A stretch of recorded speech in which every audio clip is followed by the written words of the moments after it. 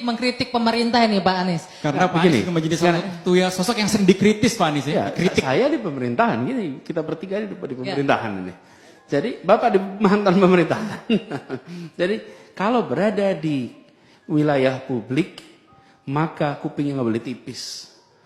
Kita dengarkan saja. Bila ungkapan disampaikan dengan akademik, baik-baik saja.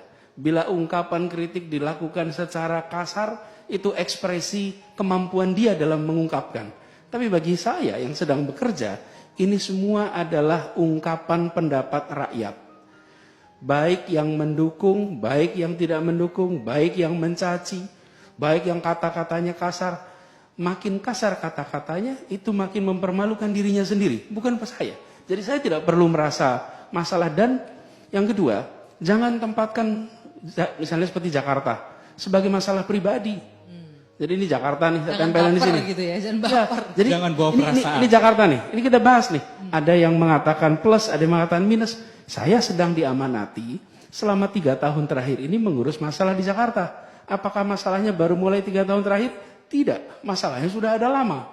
Dan kemudian ketika orang mengkritik, rileks saja. Anggap itu bagian dari ungkapan pandangan. Karena itu saya ketika melihat ketika ada kritik keras, kemudian ada bahkan caci maki.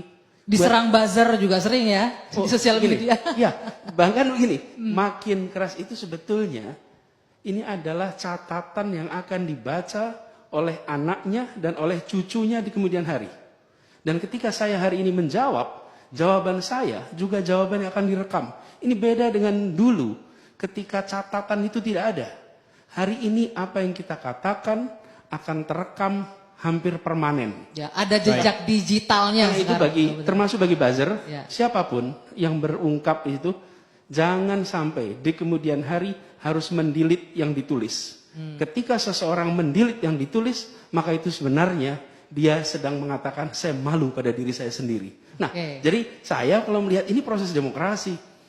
Dari dulu sebetulnya ada ini, Mbak. Apa bedanya? Dulu obrolan warung kopi tidak terdengar. Kenapa? Karena tidak ada medianya. Hari ini ngobrol warung kopi terus tweet. Ngobrol di mana terus tweet. Jadi dulu telinga hanya 2, sekarang telinga ada 1000, ada 2000. Tapi kritik itu bukan hal baru. Kalau berada di wilayah publik, maka dia harus siap untuk menjadi kotak pos kritik dari siapapun.